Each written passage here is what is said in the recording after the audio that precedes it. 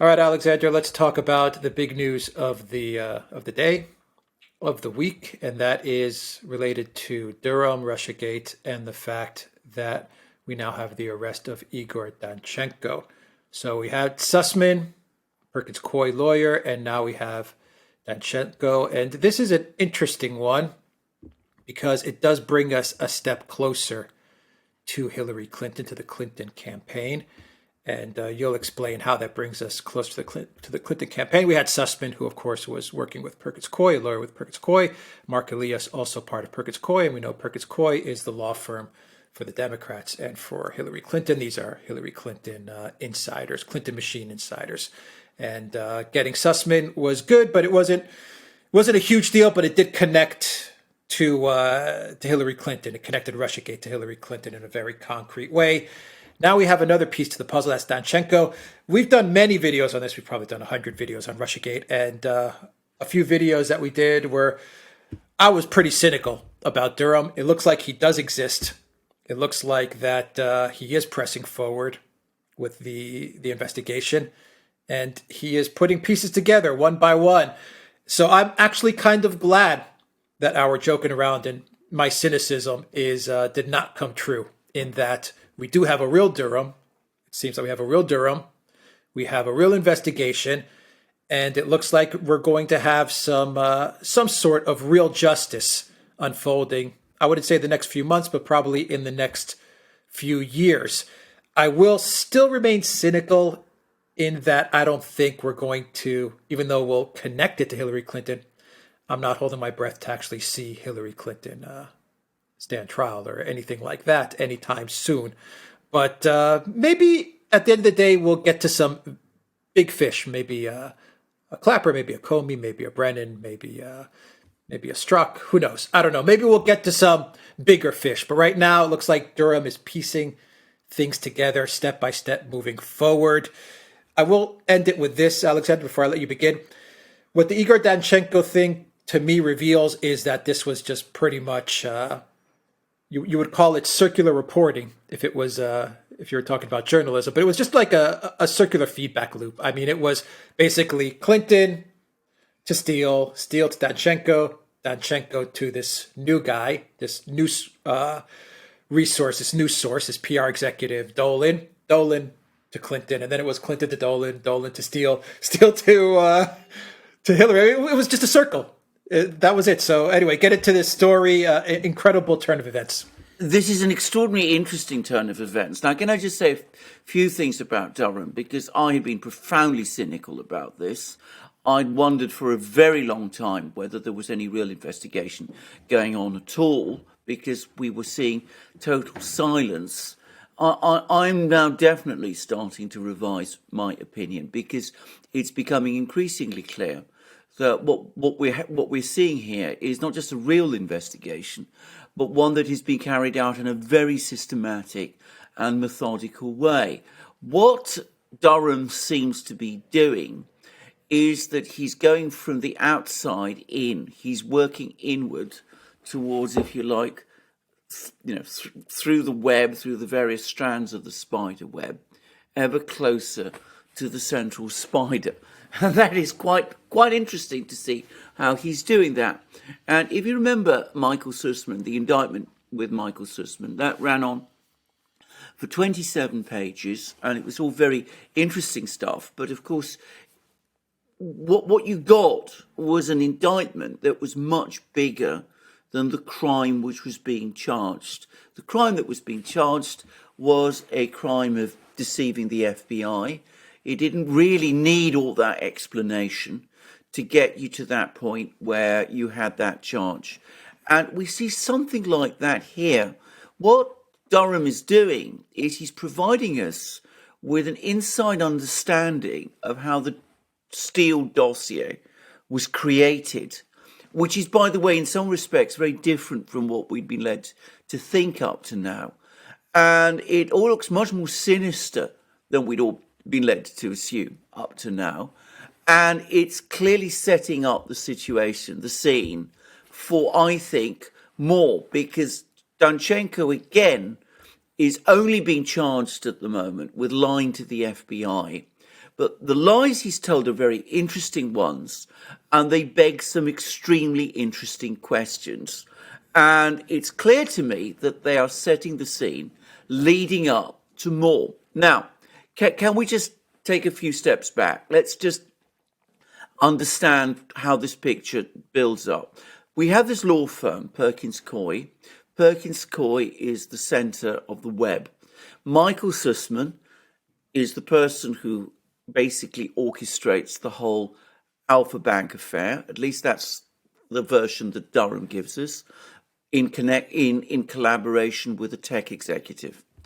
At the same time, Michael Sussman, who's also a lawyer, who's the same lawyer at Perkins Coie, is working with CrowdStrike. He's the lawyer who picked CrowdStrike, who built up the whole allegation about the Russian hacking of the DNC computers. It's important to say that Durham hasn't yet made any comment about that. We've seen nothing from him on the CrowdStrike side of the thing. But remember, Sussman is now under pressure. He's been indicted for lying to the FBI. And we've got an awful lot on the Alpha Bank story, which might mean that he might be put under some kind of pressure. And we might get him talking at some point. He might flip, and he might have more to say, and he might have things to say about CrowdStrike too. That's speculative at the moment, but that's one side of the story. Now we have the Steele dossier. The Steele dossier, its importance in Russiagate simply cannot be overstated, because the Steele dossier, this bizarre confection put together by Christopher Steele, and which was circulated across the media and provided to the FBI, provided the framework, it provided the frame narrative for the supposed collaboration, the collusion between Donald Trump, his campaign, and the Russian government. Something which we know, by the way, was completely fictitious. Now, we've long known that the Steele dossier was nonsense. And we've also, for a long time, known that the person who really sourced all this information was a Brookings Institution employee called Igor Danchenko. But the way it's been represented to us up to now is that Igor Danchenko was a sort of comical, drunken, unserious figure, spoke to various people, contacted his ex-girlfriend in Cyprus, cobbled together the Steele dossier out of basically gossip, and it wasn't intended to be taken seriously. It turns out that wasn't the case at all. It turns out that, in fact, Igor Danchenko was working very closely with someone, a PR executive, who Durham says is someone who was close to the Clintons. Now, this person has been identified by some people in the media as a person called Chuck Dolan. I'm only mentioning that because it's already out in the media. I don't know whether that's so, but if it is, then it's someone, Chuck Dolan is someone who actually served in the Bill Clinton administration. He actually had a role within the administration. He was appointed to a director of the Council of Foreign Relations or some such body. So he's an absolutely key person. Now, the point about Dolan is that his PR firm was doing PR work for the Russian government.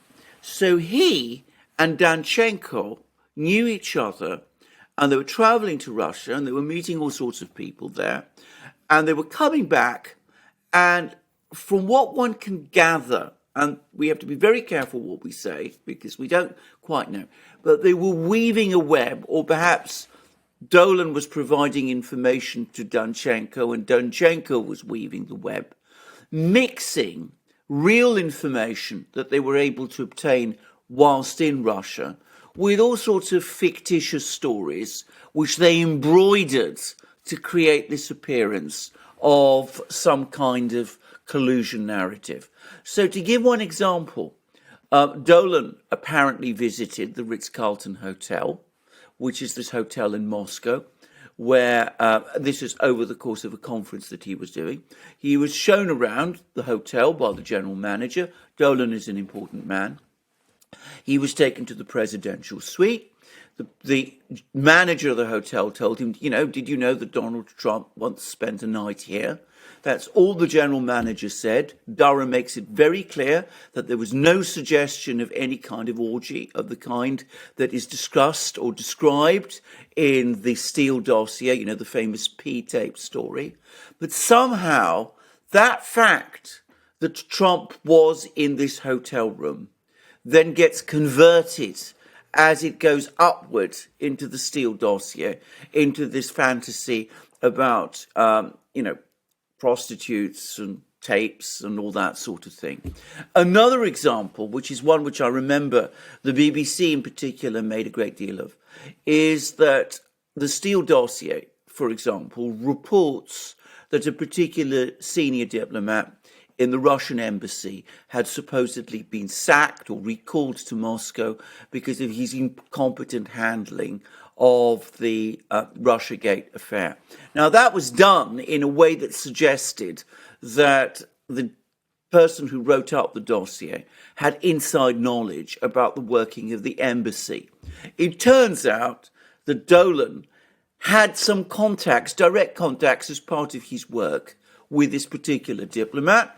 The diplomat told him, that as part of a routine rearrangement, he was going to go back to Moscow, and he also told Dolan who his successor was going to be. Dolan then passes it on. It reaches Danchenko.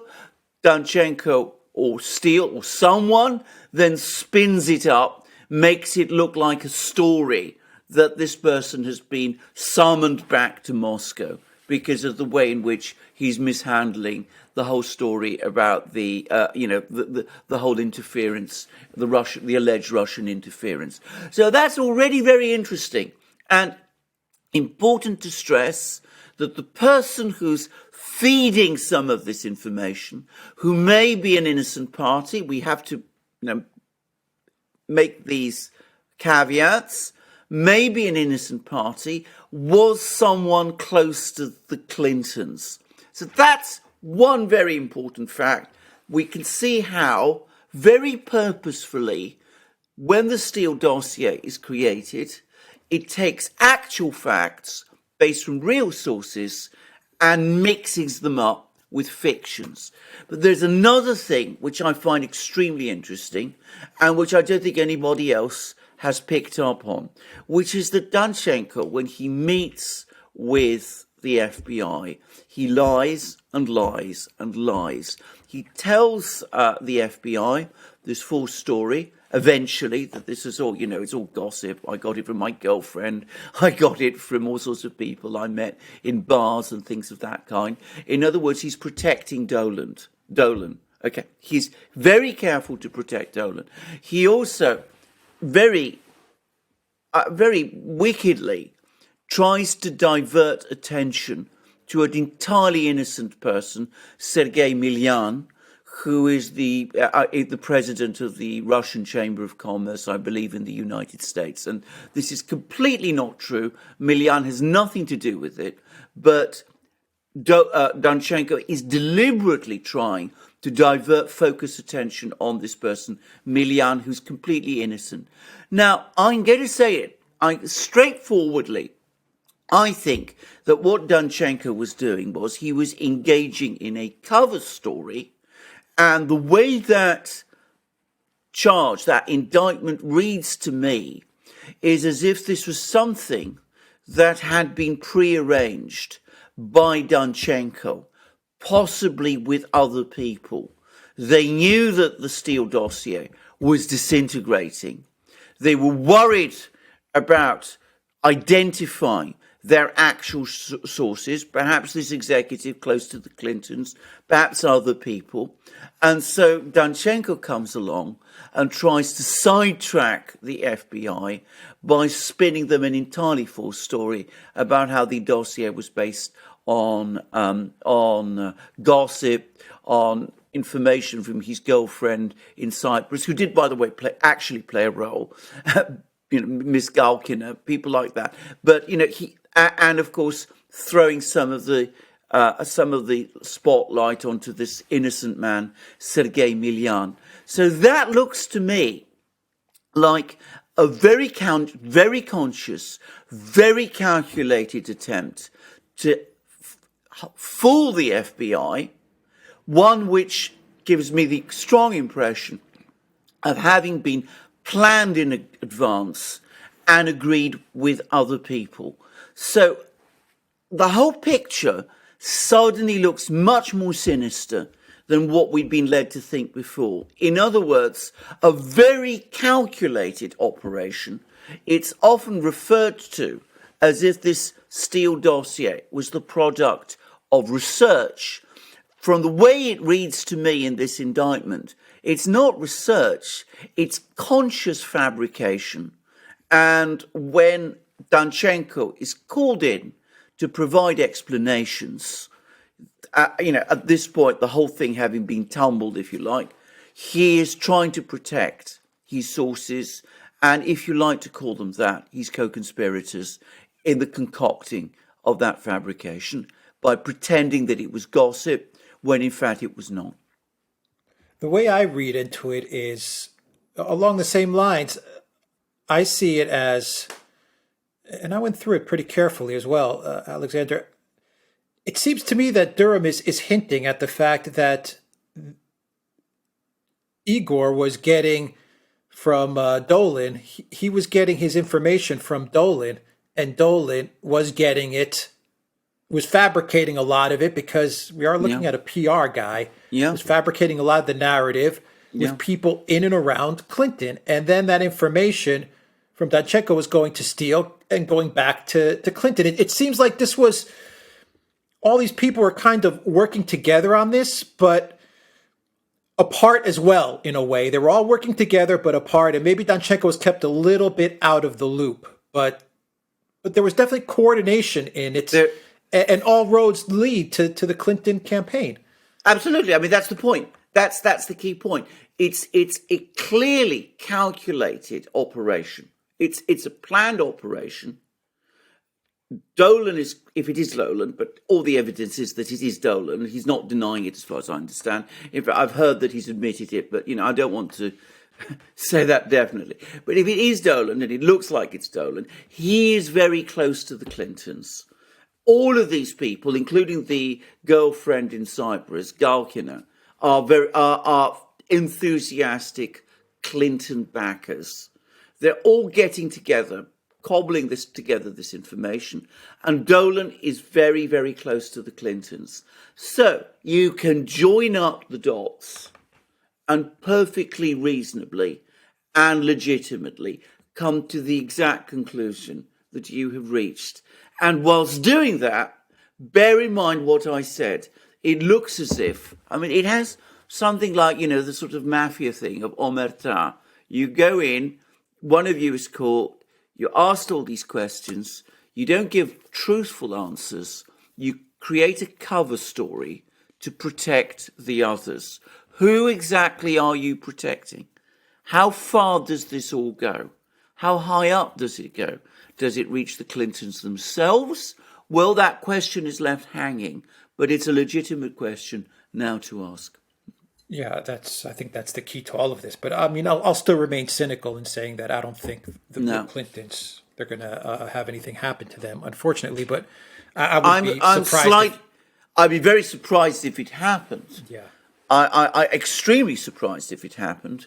I have to say that now for the first time, for the very first time in this affair, if I was Hillary Clinton and Bill Clinton, I'd be seeking legal advice. That's all I'm going to say about it, because it seems to me that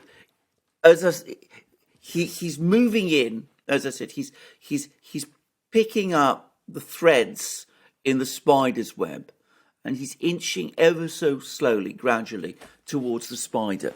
Now he's got Danchenko on this charge of lying to the FBI on multiple grounds. This isn't just one lie. It's not like, the lie that, say, Papadopoulos told, which is just an inchoate piece of nonsense, and probably he got himself confused. It's not like the kind of lie that Michael Flynn said, which probably wasn't even a lie. This is something where Danchenko came along and deliberately tried to deceive the FBI in order to get the investigation to go on the wrong track and not look at the people who actually concocted the dossier with him. So that's the important thing to understand. Now he's got him. He's got this charge together. He's got all the various pieces of the puzzle. He knows exactly what was really going on. And of course, he's going to put enormous pressure now on Danchenko in order to get Danchenko to flip. And if Danchenko flips and starts stalking, then of course the whole thing begins to unravel. There is one other absolutely interesting person who's now turning out to be very much a part of this web, and that's Fiona Hill. Fiona Hill. Yeah, absolutely. Now, Fiona Hill isn't, because, of course, Danchenko is in the Brookings Institution. Fiona Hill is in the Brookings Institution. Fiona Hill puts Danchenko in contact with Steele. Fiona Hill puts Danchenko in contact with Chuck Dolan. She seems to have been the link person. And, of course, Fiona Hill is the person who then went ahead and took a job in Donald Trump's National Security Council, which is just and testified against him in his impeachment, and is writing unbelievably appalling articles in places like Foreign Policy about Donald Trump.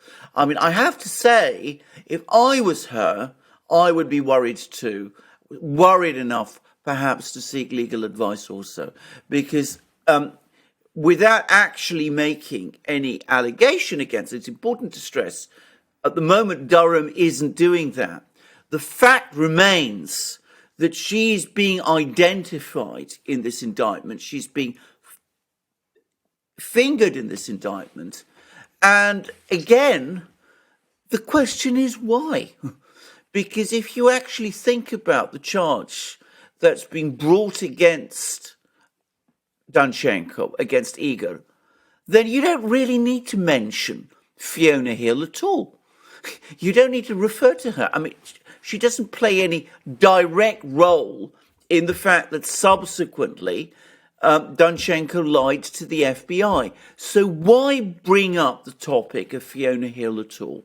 And the very fact that her name, well, her name isn't there, but she's clearly identifiable as the link person in the indictment, that is extremely suggestive. No, you're dealing with all of the swamp creatures, the establishment, the permanent state. And so what you're seeing here is the government behind the government. You are seeing the real shadow government unfolding before our eyes. And you're seeing that the Clinton machine plays a prominent role in running that shadow government. And that's why I think you're seeing Fiona Hill pop up, because she's the link. I mean, I'm picturing Washington as a lot of, these permanent state swamp creatures, these trained spies, all of this stuff going on in D.C. And I'm seeing a figure like Fiona Hill, just taking up the task of creating the introductions so that this whole smear against Trump can get rolling in a way. I mean, she's the conduit to a certain extent.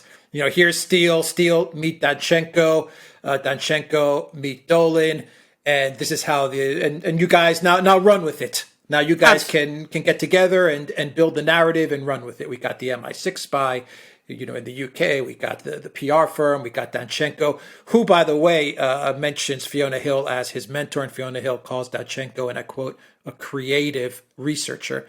So they work together at the Brookings Institute. So, I mean, and you have the think tank and you have the Brookings Institute. So you have all these permanent state players in place, and they've been connected. They've gotten their marching orders, and now they're going to begin the research and going to begin to build the narrative to destroy Donald Trump. And they couldn't do it the first time with Russiagate. So you get Trump the second time with Ukrainegate, and whose name is front and center in Ukrainegate? Fiona Hill. Well, it is, exactly. Well, can I just add one other thing? Because one of the other things that this is actually specifically mentioned in the indictment, which is that many of these people were doing all of these things because they were expecting that if Hillary Clinton won the presidency, which they all expected, they would all get jobs. Why did they have those expectations? What made them think that they would get jobs? What promises were they given? So, I mean, from where. Well, exactly. I mean, I have to be careful because we have very tough laws here in England. But anyway, the point I'm trying to make is that they didn't do this out of, just love and admiration for Hillary Clinton. I mean, they did this because, at least in many cases, they did this for very practical reasons, because they had an investment, if you like, in a Hillary Clinton victory.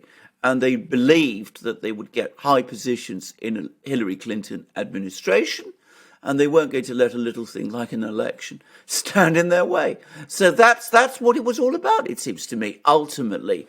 So if they had those expectations, what was it that gave them those expectations? How many sources did Danchenko have? Did Steele outline? I mean, we have Dolan. Supposedly Dolan is one of the sources, once again. Okay. Yeah. We have Olga Galinka. I think there's one more source that we don't know. Is that correct? That's absolutely right. But essentially, my clear impression now is that the major sources, apart from Danchenko himself, and to some extent Steele, and bear in mind, Sussman himself made a contribution because he created the whole Alpha Bank nonsense, for example. But the key sources seem to have been, I would guess, 60-70% this PR executive, Chuck Dolan, if it is him, it seems it is, and Galkina seems to have made her own contributions. Well, she did the Cohen.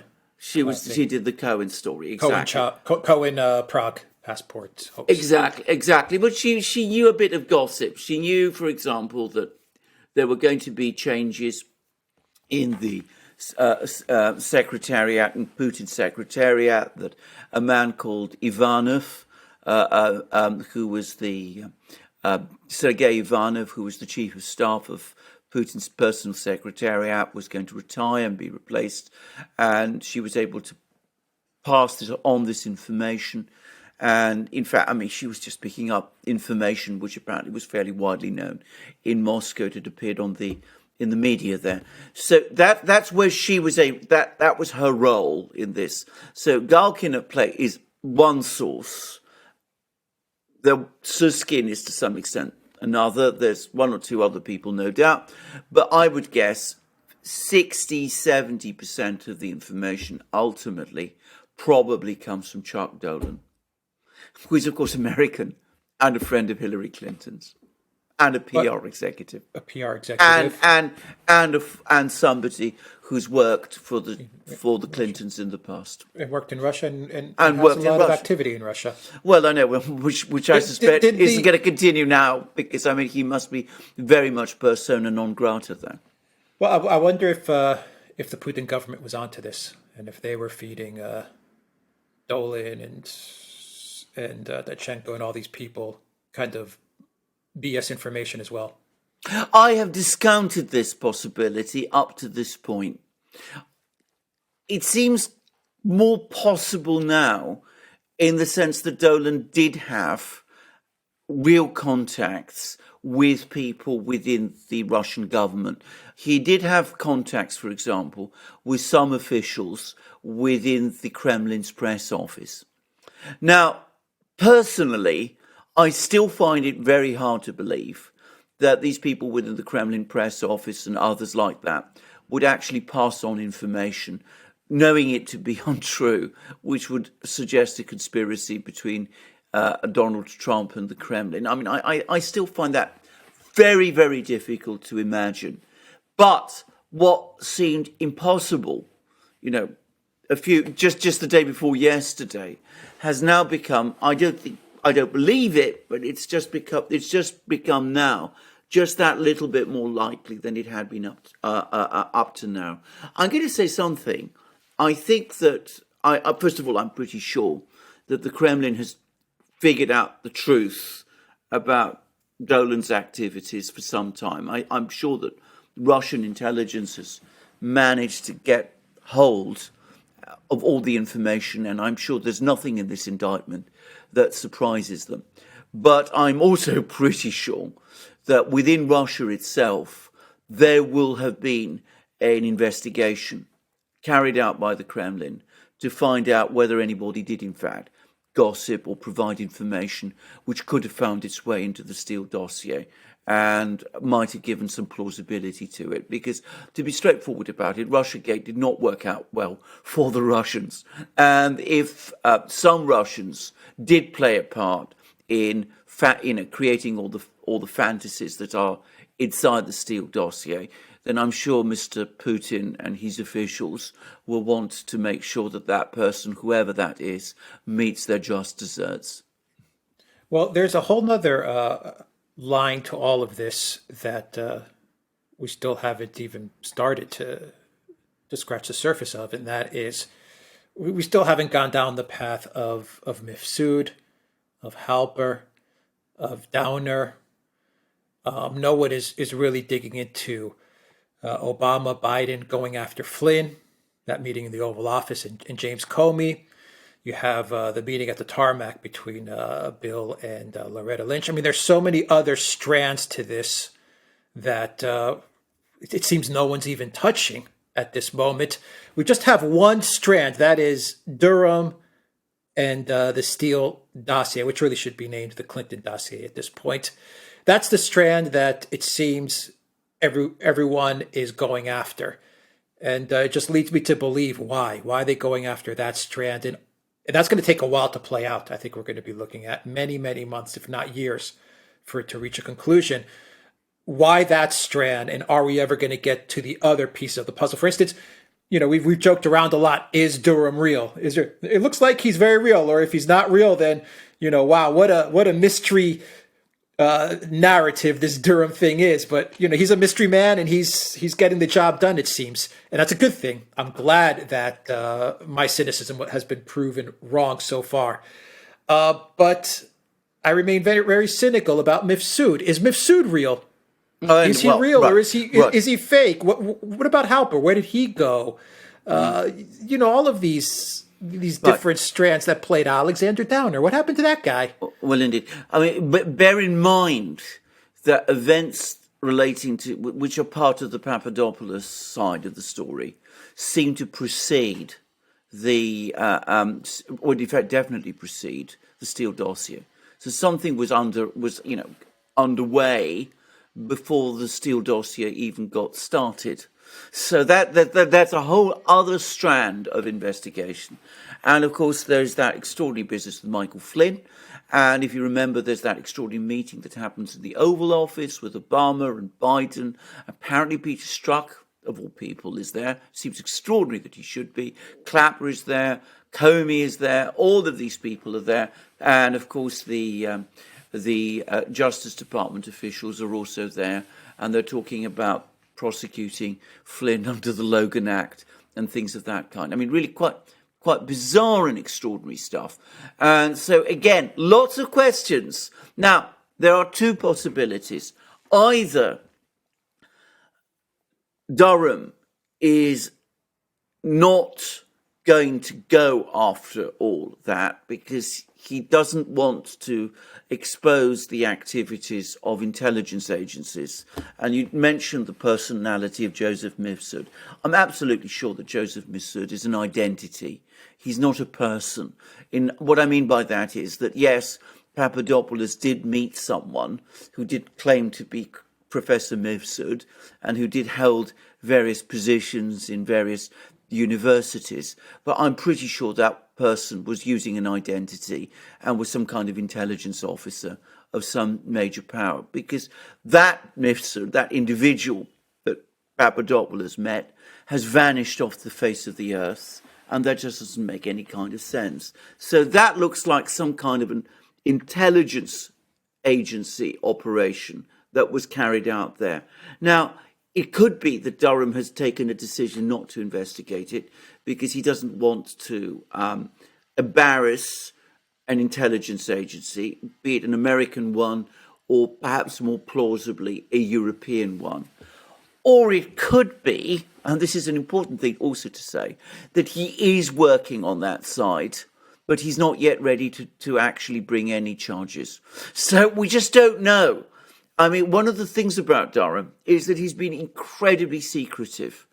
But the latest indictments, this indictment and the Sussman indictment, suggest a very thorough and extremely meticulous investigator, somebody who goes through, who relentlessly follows through, has an eye for detail, and is able gradually, as I said, to build up his case and to unravel the web. There are lots of threads that make up this web. I think possibly it could be that he's gone for the Steele dossier web because it's an easy one.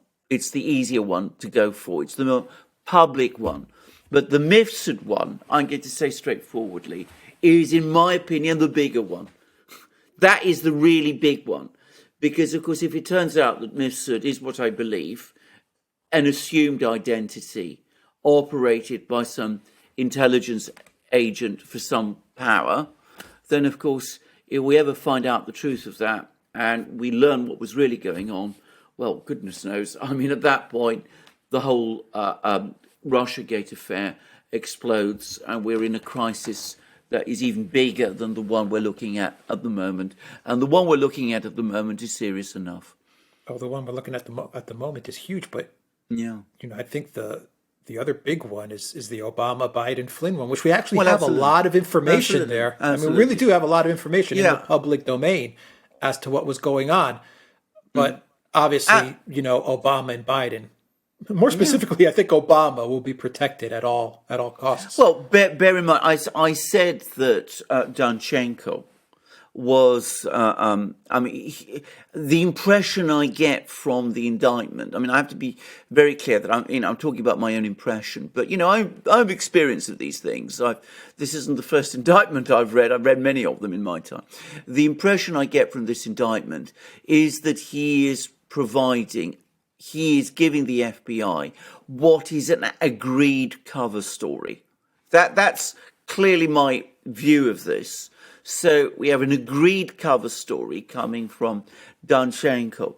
What that immediately reminded me of, and you're talking about the Flynn side of the case, is that very strange document that Susan Rice put together on the very last day of the Obama administration, on Inauguration Day, which gave what was clearly, shall we say, an incomplete account of that Oval Office meeting in which Obama, Biden, Strzok, Comey, the Justice Department officials, where they were all there and they were talking about Flynn and came up with the idea of bringing a case against him under the Logan Act. Bear in mind that Biden was vice president at the time. And if anything improper took place, that would have been an impeachable matter, possibly. And, of course, the Democrats have now created this precedent that you can impeach someone for something they did even after they've left office. Yeah. Good way to get rid of Biden if the Republicans take over the House and the Senate. But well, let's not look too far forward. I'm throwing that out there. But I think he could be impeached even without this precedent, because you could argue that as president, he's an unfit person to hold the office because of what he did when he was vice president. But, the case hasn't been made, and I don't want to jump ahead. Yeah. I wonder if at the end of the day, because all of these characters, these actors, are connected to Russia now. I mean, we are seeing a clear connection to Russia. I'm not saying the Putin government, but I'm saying there's a lot of activity now that's popping up in Moscow, in Russia, whether it's coming from Dolan, whether it's coming from Danchenko, Steele himself. Yeah. I wonder if, as this proceeds, the narrative is going to shift to, Russia really did meddle in the elections. Yeah, absolutely. I mean, Russia was feeding. I mean, I can see Hannity right now doing a monologue and saying, yes, Russia meddled in the elections. Yes, Russia was feeding information to Dolan and Danchenko. Actually, Russia was working with Dolan and Danchenko, and I've read this from various analysts. Danchenko was a double agent. Absolutely. I've read this. Absolutely. So Russia. The narrative is Russia, yes, meddled in the elections, but they didn't meddle to benefit Trump. They meddled to feed Clinton, the Clinton campaign, misinformation, as the Clinton campaign was out to destroy Trump. So the Russians were out to destroy the U.S. government and American democracy. And I can see Trump exonerate. Obviously, Trump had nothing to do with any of this. Yeah. And I can see Clinton, the Clinton machine, kind of squirming out of this and saying, look, we were just looking for opposition research. How are we to know that the clever Russians and the evil genius Putin was manipulating Dolan and manipulating Danchenko and giving us this information to Steele, who was then passing it on to us? I have absolutely no doubt that narrative is going to start to gain strength. I've no doubt about it at all. I mean, that is exactly what some people, and you mentioned Hannity, are going to say.